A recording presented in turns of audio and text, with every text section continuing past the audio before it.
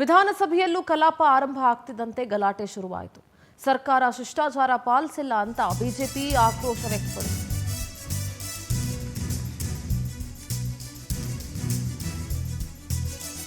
ರಾಜ್ಯಪಾಲರನ್ನ ತಡೆದವರ ವಿರುದ್ಧ ಕ್ರಮಕ್ಕೆ ಬಿಜೆಪಿ ಆಗ್ರಹಿಸಿತು. ನಡೆದಿರೋ ಘಟನೆ ಬಗ್ಗೆ ಇಡೀ ಸದನ ಖಂಡಿಸಬೇಕು. ಅಧಿಕಾರದಲ್ಲಿರೋರು ಯಾರೂ ಶಾಶ್ವತವಲ್ಲ. ತಪ್ಪು ಮಾಡಿದವರ ವಿರುದ್ಧ ಕ್ರಮ ಆಗದೇ ಇದ್ರೆ ಅಪರಾಧ ಆಗತ್ತೆ. ಅಧ್ಯಕ್ಷರೇ, ನೀವು ಅಪರಾಧಿಗಳಾಗಬೇಕಾಗತ್ತೆ. ಈ ಘಟನೆಯನ್ನ ಸದನವೇ ಖಂಡಿಸಿ ವಿಷಾದಿಸಬೇಕು. ಕಾಂಗ್ರೆಸ್ ಸದಸ್ಯರ ವಿರುದ್ಧ ಶಿಸ್ತು ಕ್ರಮಕ್ಕೆ ಪ್ರತಿಪಕ್ಷ ನಾಯಕ ಅಶೋಕ್ ಒತ್ತಾಯಿಸಿದರು. ನೀವೇ ಇರ್ರಿ, ನಮ್ದೇನು ಅಬ್ಜೆಕ್ಷನ್ ಇಲ್ಲ. ಆದ್ರೆ ನೀವು ತರಾತುರಿ ಇದ್ದಂಗೆ ಕಾಣ್ತಾ ಇತ್ತು ಅಲ್ಲೋ ಕೂತ್ಕೊಳಕ್ಕೆ. ಹೋಗಿ, ಪರವಾಗಿಲ್ಲ, ನಮ್ದೇನು ಬೇಜಾರಿಲ್ಲ. ನಾವು ನಿಮ್ಮನ್ನ ಹೆಲ್ತ್ ಮಿನಿಸ್ಟರ್ ಆಗಿ ಹಿಂದೆನೂ ನೋಡಿದಿರಿ, ನೀವು ಮಾಡಿರೋ ಕೆಲಸನೂ ನೋಡಿದಿರಿ, ನಮ್ದೇನು ಬೇಜಾರಿಲ್ಲ.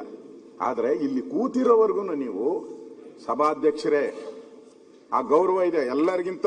ಇಲ್ಲೆಲ್ಲ ಸಿಎಂ ಕೆಳಗಡೆ ಕೂತಿದ್ದಾರೆ, ನಾನು ಕೆಳಗಡೆ ಕೂತಿದ್ದೀನಿ. ನೀವು ಮೇಲೆ ಚೇರ್ ಏನ್ ಹಾಕಿದ್ದಾರೆ ಅಂದ್ರೆ ಮೇಲ್ಪಂಕ್ತಿ ಹಾಕೊಡ್ಲಿ ಅಂತ ಹಾಕಿರೋದು. ಮೇಲ್ಪಂಕ್ತಿ ಹಾಕ್ಲಿ ಅಂತ, ಇಲ್ಲ ಅಂದ್ರೆ ನಿಮ್ಮನ್ನು ಅಲ್ಲಿ ಹಾಕ್ಬೇಕಾಯ್ತು. ಕೆಳಗಡೆನೆ ಹಾಕಿದ್ರೆ ಏನ್ ಸಮಸ್ಯೆನೇ ಇರ್ತಾ ಇರಲಿಲ್ಲ. ಮೇಲ್ಪಂಕ್ತಿ ಆಗ್ಲಿ ಅಂತ ನಿಮ್ಮನ್ನ ಅಲ್ಲಿ ಕೂತಿರ್ಸಿದಿರಿ ನಾವು. ನೀವು ಮೇಲ್ಪಂಕ್ತಿ ಹಾಕಬೇಕಾಗಿ ಇರೋಂತ ಸನ್ನಿವೇಶ ಬಂದಿದೆ ಇವತ್ತು. ಅಧ್ಯಕ್ಷರಿದ್ದೀರಾ ಈಗ, ನೀವೇ ಇರ್ರಿ, ನಮ್ದೇನು ಅಬ್ಜೆಕ್ಷನ್ ಇಲ್ಲ. ಆದ್ರೆ